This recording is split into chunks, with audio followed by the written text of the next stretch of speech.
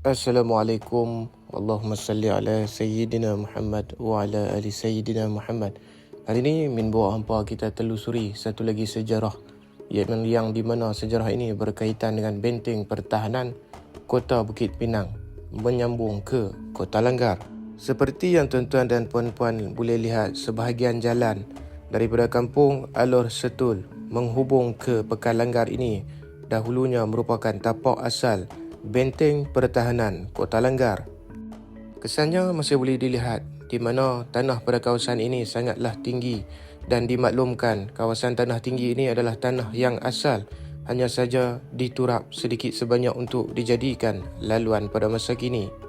Benteng kota ini terbina daripada gundukan tanah dan juga digunakan sebagai benteng serta laluan darat pada zaman pemerintahan Kota Bukit Pinang dan juga Kota Langgar.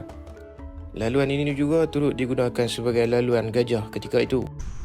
Assalamualaikum warahmatullahi wabarakatuh. Allahumma salli ala Sayyidina Muhammad wa ala ali Sayyidina Muhammad. Seperti yang tuan-tuan dan puan boleh tengok di belakang saya merupakan yang dibuat jalan tembok kota yang menghubungkan Kota Bukit Pinang dan juga Kota Langgar. Mungkin ditambah sikit-sikit saja lah, diturak oleh jalan tak, mungkin ditambah tanah merah sikit. Melalui cerita lisan orang-orang sekitar sini pun, masa mereka kecil, sekarang ni mungkin umur mereka pun dah 5 ke 60, tanah ni dah pun tinggi.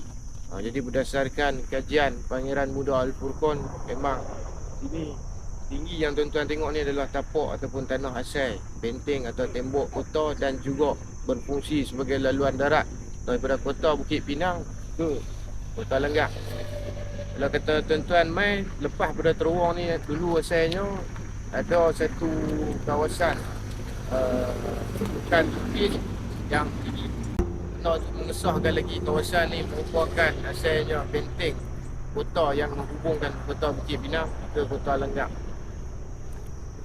Sini cerita dia dulu ada benteng yang tinggi juga lah. Ni kawasan tapak rumah ni.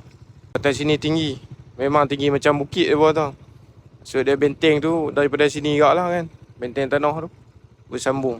Saya melalui Pekan Langgar, min teruskan lagi perjalanan ke Kampung Teluk untuk menjejaki sebahagian kota benteng pertahanan Bukit Pinang yang masih lagi mampu boleh dilihat sedikit, yang di atasnya telah pun mempunyai binaan Dewan serta tadika kemas Kampung Teluk. Seperti yang tuan-tuan dan puan-puan boleh lihat di kawasan tengah lantai tadika kemas ini, daripada bahagian hadapan kita akan dapat melihat gundukan tanah yang memang asalnya merupakan gundukan tapak asal ataupun benteng Kota Bukit Pinang. Menurut sumber dari saksi hidup sendiri yang rumahnya bersebelahan dengan dewan ini, iaitu Pak Tih, ia memberitahu bahawasanya sejak zaman ia kecil berpindah ke sini, benteng ini berketinggian lebih kurang 10 kaki tingginya. Ianya ibarat sebuah bukit dan juga laluan yang sangat tinggi. Kawasan benteng ini terletak di dalam tanah kepunyaan ibu kepada Pak Tih. Zaman berlalu, kemudiannya tanah ini diratakan untuk memberi laluan kepada binaan. Assalamualaikum warahmatullahi wabarakatuh. Allahumma salli ala Sayyidina Muhammad wa ala ali Sayyidina Muhammad. Hari ini kita mai ke satu kawasan yang terdapat sebuah nisan Aceh Samudra Pasai di dalam kawasan Kampung Teluk, dan juga kita dapat maklumat daripada tuan rumah yang makamnya berada di depan rumah, iaitu Pak Tih, yang bagi tahu kita berhampiran rumah Pak Tih ni dulu kawasan ni adalah ada sebuah tembok yang sangat tinggi yang diperbuat daripada tanah. Daripada situ kita dah boleh tangkap yang tembok ni merupakan tembok daripada zaman Kota Bukit Pinang yang menghubungkan Kota Bukit Pinang ke Kota Langgar.